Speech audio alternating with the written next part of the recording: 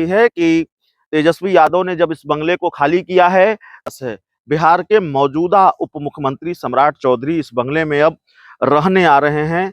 लेकिन इस बंगले का जो इतिहास है वो इतिहास ऐसा है कि कोई भी डिप्टी सीएम, बिहार की सीएम इस कार्यकाल पूरा नहीं कर पाया है। किसी भी डिप्टी सीएम ने इस बंगले में अपना कार्यकाल पूरा नहीं किया है।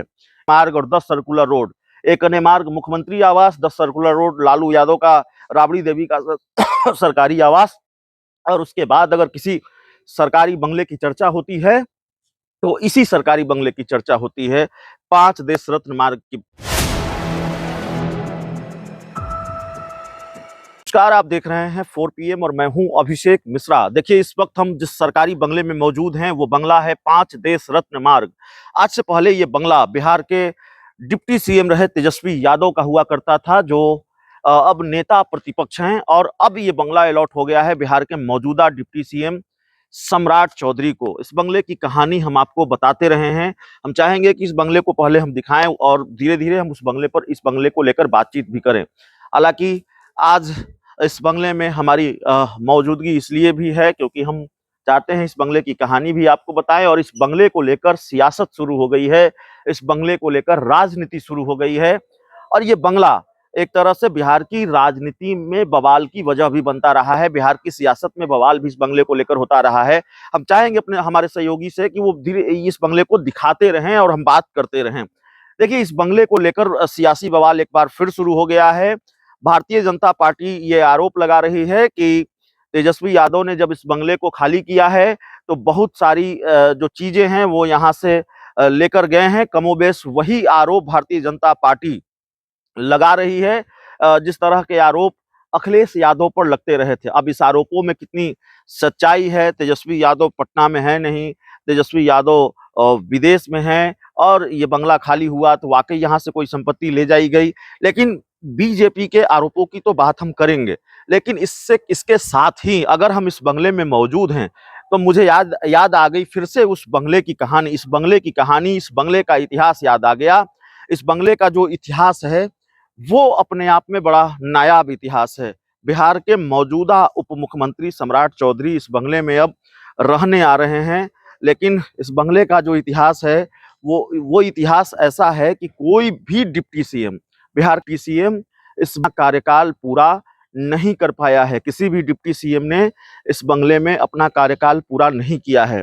ये बंगला कभी अलॉट हुआ था बिहार के तत्कालीन डिप्टी सीएम सुशील कुमार मोदी को। हालांकि तेजस्वी यादव कोर्ट तक चले गए थे, कोर्ट से उनको राहत नहीं मिली। सुशील मोदी आज इस दुनिया में नहीं है, लेकिन उनको ये बंगला अलॉट हुआ। हालांकि वो रहने नहीं आए इस बंगले में, लेकिन उन्होंने एक तरह से इस बंगले में ये दिखाने की कोशिश की थी कि तेजस्वी यादव ने कितनी एसी लगाई है, कितना क्या लगाया है।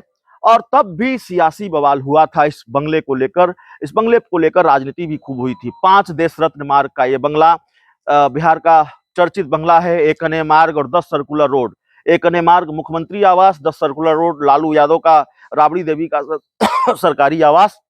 और उसके बाद अगर किसी सरकारी बंगले की चर्चा होती है तो इसी सरकारी बंगले की चर्चा होती है, 5 देश रत्न मार्ग वाला बंगला।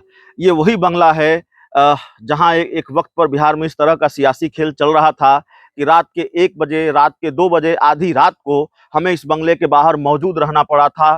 फ्लोर टेस्ट होना था, कई विधायक इस बंगले में मौजूद थे, आरजेडी के विधायकों को इस बंगले में रखा गया था, और रात के अंधेरे में पुलिस आई थी फ्लोर टेस्ट से पहले। वो सारी कहानी हमने आपको दिखाई है। तो ये बंगला बड़ा चर्चित बंगला है, इस बंगले की कहानी है। लेकिन जो सबसे महत्वपूर्ण बात है कि बिहार का कोई डिप्टी सीएम इस बंगले में अपना कार्यकाल पूरा नहीं कर पाया।